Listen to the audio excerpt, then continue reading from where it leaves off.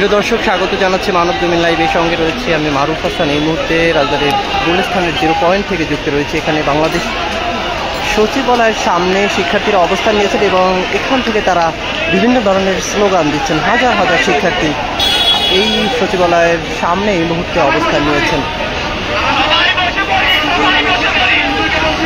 এবং শিক্ষার্থীরা এখানেই বসে পড়ার কথা বলছেন।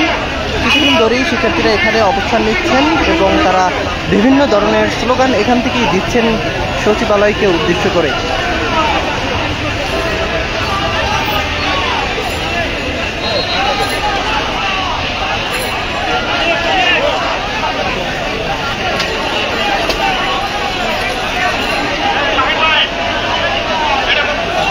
একটি বিষয় জানিয়ে রাখতে চাই যে দুপুর 12টা নাগাদ শিক্ষার্থীরা ঢাকা বিশ্ববিদ্যালয়ের লাইব্রেরির সামনে থেকে একটি মিছিল শুরু করেন, যেটি মূলত পদযাত্রা। রাষ্ট্রপতির বরাবর তারা একটি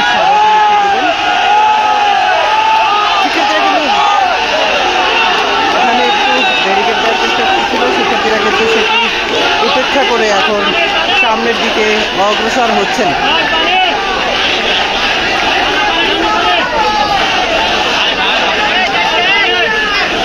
হাজার হাজার শিক্ষার্থীরা এর আগেও হাইকোর্টের সামনে একটি পুলিশ ব্যারিকেড তৈরি করেছিল, সেটিও শিক্ষার্থীরা উপেক্ষা করে তারা এক প্রকার সেই ব্যারিকেড ভেঙে তারা মূলত এই সচিবালয়ের সামনের সড়কে এই মুহূর্তে অবস্থান নিচ্ছে।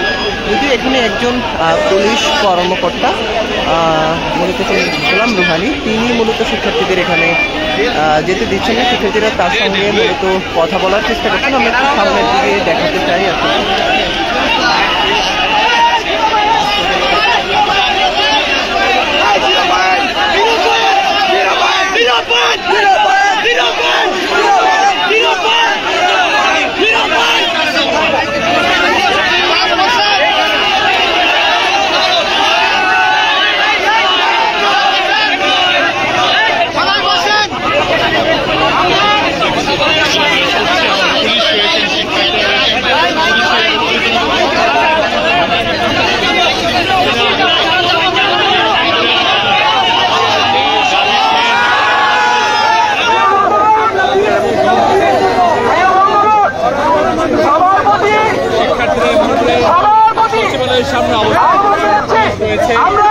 আমরা অবশ্যই এখানে থেমে যাব না,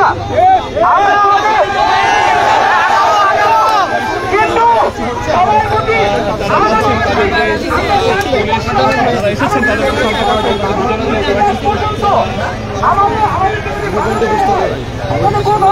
কিন্তু ঘটনা ঘটছে, এর দায় কর্তৃপক্ষকে নিতে হবে। কিন্তু আমরা শিক্ষার্থীদের জায়গা থেকে কোনো ধরনের বিশৃঙ্খলা করবো না। আমরা এখানে পুলিশের ঊর্ধ্বতন কর্তৃপক্ষের সাথে কথা বলছি যে আমরা সেখানে যাব, কি প্রক্রিয়ায় যাব। আমরা এখানে 5 মিনিট অপেক্ষা করবো, ঠিক 5 মিনিট পরে আমাদেরকে 5 মিনিটের মধ্যে আমাদেরকে শুরু দিতে হবে। তো বন্ধুগণ, সবার প্রতি অনুরোধ থাকবে, আপনারা 5 মিনিট অপেক্ষা করুন। আপনারা কোনো ধাক্কাধাক্কি করবেন না, কোনো ধরনের বিশৃঙ্খলা করবেন না। 5 মিনিট পরে সবাই 5 মিনিটের জন্য একটু বসুন।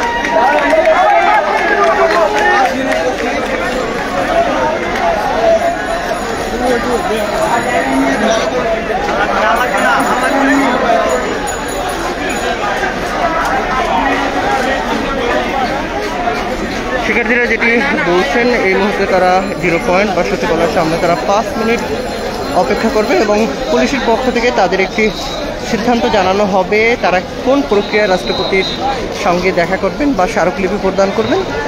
তারপর মূলত 5 মিনিট পরে শিক্ষার্থীরা সেই প্রক্রিয়া অনুসরণ করে তারা রাষ্ট্রপতি বরাবর স্মারকলিপি প্রদান করবেন। তবে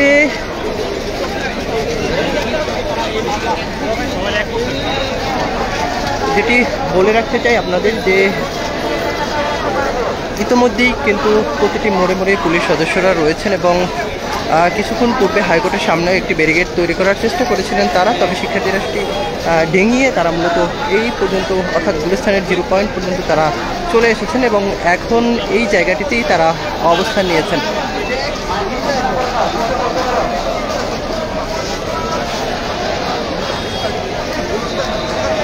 ইতিমধ্যেই গুলিস্তানের 0 পয়েন্টের যে সড়কটি সেটি অবরোধ করে দিয়েছেন বা ব্লক করে দিয়েছেন শিক্ষার্থীরা, যার ফলে এখান থেকে কোনো প্রকার গণপরিবহন চলাচল করতে পারছে না।